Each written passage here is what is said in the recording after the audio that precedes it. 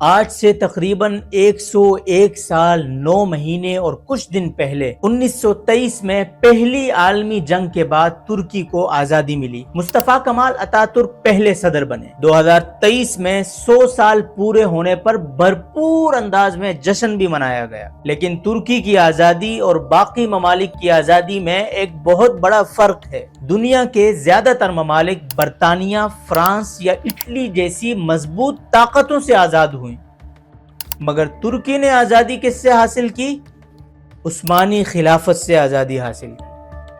آج سے 100 سال پہلے ترکی کے صدر مصطفیٰ کمال اتا ترک نے عثمانی خلافت کا خاتمہ کیا اور آخری خلیفہ کو اقتدار سے ہٹا دیا۔ اس فیصلے کے ساتھ ہی نہ صرف ترکی بلکہ پوری دنیا سے ایک ایسا نظام ختم ہوا جو تقریباً 1300 سال سے جاری تھا۔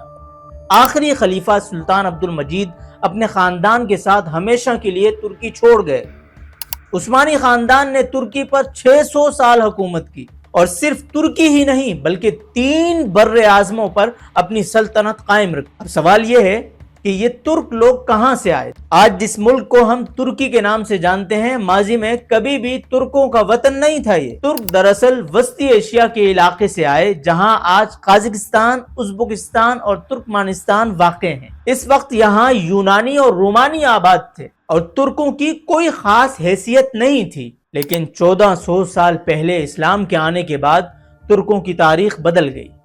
خلافت راشدہ کے بعد اسلامی سلطنت تیزی سے پھیلی اور رومی اور فارسی سلطنتیں مسلمانوں کی زیر نگیں آ گئیں۔ عباسی دور کی بات کی جائے تو خلافت راشدہ کے بعد بنو امیہ نے حکومت سنبھالی، مگر ان کا جھکاؤ زیادہ تر غیر عربوں کی طرف تھا، جس کی وجہ سے غیر عرب علاقوں میں بے چینی پیدا ہوئی۔ تقریباً 90 سال بعد عباسی خلافت قائم ہوئی، جس نے عربوں کے ساتھ غیر عرب مسلمانوں کو بھی اہم عہدے دیے۔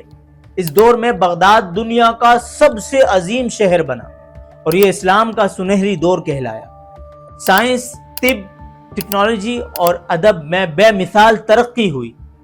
اسی دور سے علاؤالدین، علی بابا They all know about Ali Baba. اور سندباد جیسی مشہور کہانیاں بھی دنیا بھر میں پھیلی۔ اپنے رب کے علاوہ کسی کے بھی سامنے جھکنے والا نہیں، شہادت کو نعمت سمجھنے والوں کا استاد بنوں گا۔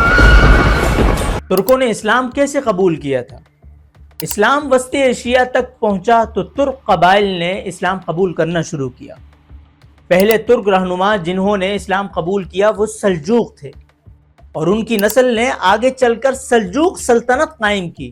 یہ سلطنت طاقتور تھی، مگر اس کا بادشاہ سلطان کہلاتا تھا، خلیفہ نہیں، کیونکہ خلیفہ کا خطاب صرف عباسی حکمرانوں کو حاصل تھا۔ ہمارا جوش، ہمارا جذبہ اور ہمارا فخر، ہمارا لہراتا پرچم۔ وقت کے ساتھ ترک اناطولیہ یعنی موجودہ ترکی میں آباد ہونے لگے اور رومی سلطنت کو شکست دے دی۔ اس کے بعد عثمانی سلطنت کا آغاز ہوا۔ ایک کمزور ترک قبیلے کے سردار عثمان کی اولاد نے آہستہ آہستہ ایک وسیع سلطنت قائم کی، جو بعد میں عثمانی سلطنت کہلائی۔ ہمارا راستہ وہ ہے جو ہمارے جد ارطغرل الغازی نے اپنایا تھا۔ عثمانیوں کا رخ یورپ کی طرف زیادہ تھا اور انہوں نے پہلی بار مسلمانوں کی یورپی فتوحات کو آگے بڑھایا۔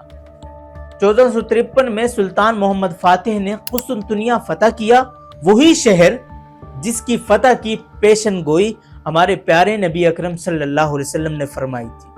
اس کے بعد عثمانی حکمران مسلم دنیا کے سب سے بڑے لیڈر سمجھے جانے لگے۔ مسجد اقصی قیامت تک قائم رہے گی اور ہمیشہ مسلمانوں کی ہی ملکیت رہے گی۔ اب یہ خلافت منتقل کیسی ہوئی؟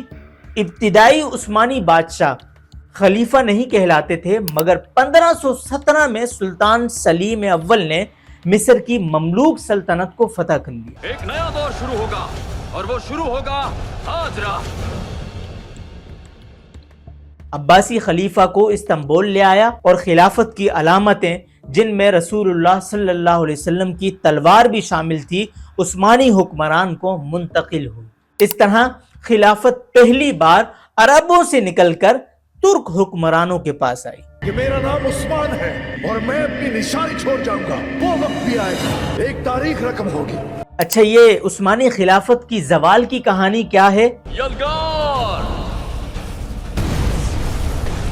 ایک وقت تھا کہ عثمانی خلافت دنیا کی سب سے بڑی طاقت تھی، مگر جیسے ہی وہ اپنے عروج پر پہنچی تنزلی کا شکار ہو گئی۔ یہ جنگ حق اور باطل کے درمیان ہے اور باطل کبھی کامیاب نہیں ہو پائے گا۔ یورپ میں نئی دریافتیں ہو رہی تھیں، مثلا کرسٹوفر کولمبس نے امریکہ دریافت کیا، جس سے یورپ امیر ہوتا گیا اور آگے بڑھنے لگا۔ دوسری طرف عثمانی سلطنت کے اندرونی مسائل بھی بڑھنے لگے، خاص طور پر شاہی محل کی سازشیں اور طاقت کی جنگیں۔ سب سے نقصان دہ فیصلہ پرنٹنگ پریس پر پابندی تھی۔ یورپ میں پرنٹنگ پریس نے علم کو عام کر دیا تھا، مگر عثمانی علماء اور وزراء نے اسے حرام قرار دے کر 200 سال تک مسلمانوں کو اس سے دور رکھا۔ اس دوران یورپ تعلیم میں بہت آگے نکل گیا تھا۔ اب اس خلافت کا خاتمہ جب ہونے لگا، غلطی تو معاف کر سکتے ہیں، لیکن ریاست سے غداری کی معافی نہیں۔ جان قربان کی، خون بہایا، لیکن اپنے پرچم کو گرنے نہیں دیا۔ پہلی عالمی جنگ کے بعد عثمانی سلطنت ٹوٹ کر چند علاقوں تک رہ گئی۔ خلافت کا خاتمہ چاہیے، ہمارے ایمان کو کمزور کرنا چاہتے ہیں۔ جنگ کے لیے تیار ہو جاؤ۔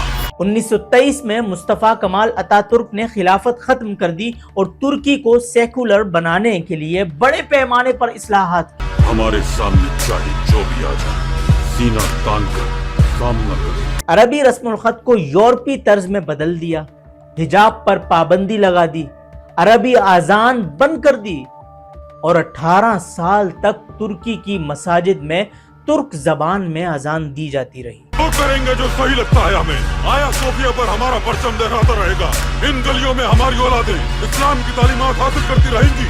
اس طرح 1924 میں خلافت کا نظام دنیا سے ختم ہو گیا۔ کاش کہ ہم سلطان کے بجائے کسان کی اولاد ہوتے تو اپنے وطن کی خاطر جنگ کر سکتے، اپنی جان دے سکتے ہم۔ آج ہم سب امت مسلمہ کو اس نظام کی ایک مرتبہ پھر اشد ضرورت ہے۔ اللہ کرے کہ یہ نظام پلٹ آئے۔ آج کے صحرا میں، فتح کے میدان میں، صلیبی فوجوں کی تلواریں توڑنے والے سری جوانوں نے کیا کہا؟ اللہ اکبر۔ اس طرح کی مزید انفارمیٹو اور ریسرچ بیسڈ ویڈیوز کے لیے ہمارے چینل کو سبسکرائب کیجیے۔ شکریہ، والسلام علیکم۔